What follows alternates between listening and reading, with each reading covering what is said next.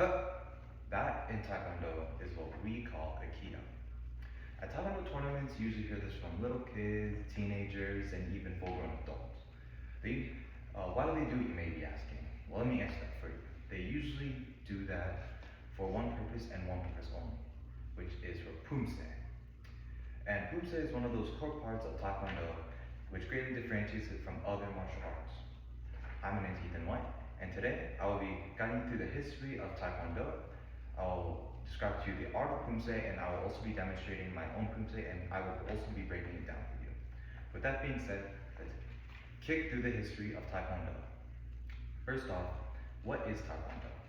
Taekwondo is a Korean martial art and its origins date back over 2,000 years ago, which makes it one of the oldest martial arts in the whole world. When you break down the word Taekwondo in Korean, Tai means foot, Kwon means hand, and Do means art. And so when you put it all together, Taekwondo means the way of the hand and the foot.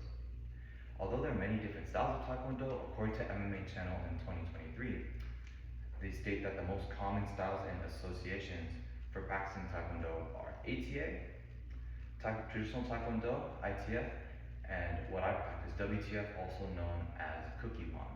Each different style focuses on a certain aspect, as one can focus more on technique, or another can focus more on defensive technique. One aspect that they all have in common though are tournaments. Some events you can participate in tournaments are wooden board breaking, weapons demonstration. Personally, my favorite is sparring, but the one that we'll focus on the most today and what we'll be competing in, is the Pumse. Before we compete, let's talk about what Pumse actually is.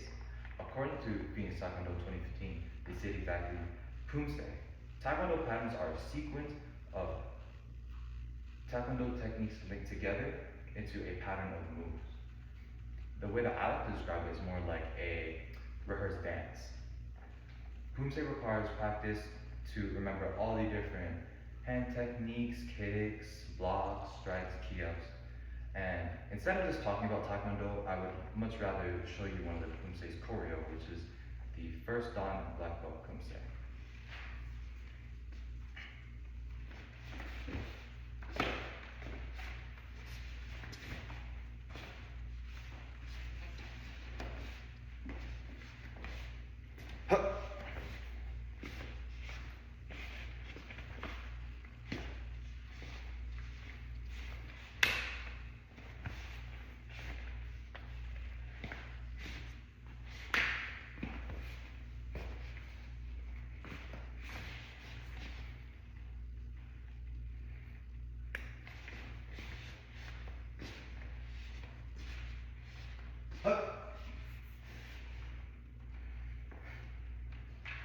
Alright, so that was the first Dan Pumse choreo.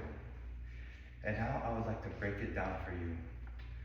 First off, I would like to take note that it's been 3 years since I stepped into the Taekwondo studio, so it was not my best iteration of my form, but back when I used to do Taekwondo, I won 2 national championships with it, and that's why I firmly believe that it embodies what Taekwondo is all about. It gives a taste of what Taekwondo really is. So throughout my Pumse, there are slight things I do with my position of my hands and legs that you may have not noticed. One of which is with every strike, block, and kick, there are 3 stages of movement, which are chamber, execution, and rechamber. These are important to Pumse as it shows the mastery of the Pumse. I'm sure you've noticed that during the Pumse, I did a thing with mine that I was talking about in the beginning of the speech, which was a Kia. I did this in 2 different places, one in the middle and one at the end.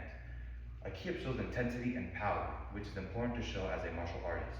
These 2 qualities that I've just listed are just a few components that go into a great Pumse that embodies what Taekwondo is all about. Now that we're nearing the end of our training session, I would like to retrace some of our steps down the path of Pumse.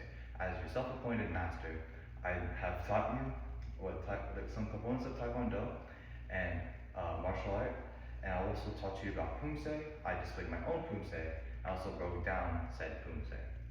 I thank you for listening to my instructions as your master, and to end this class, I would like to send you off with a formal goodbye. 감사합니다. 안녕히 가세요.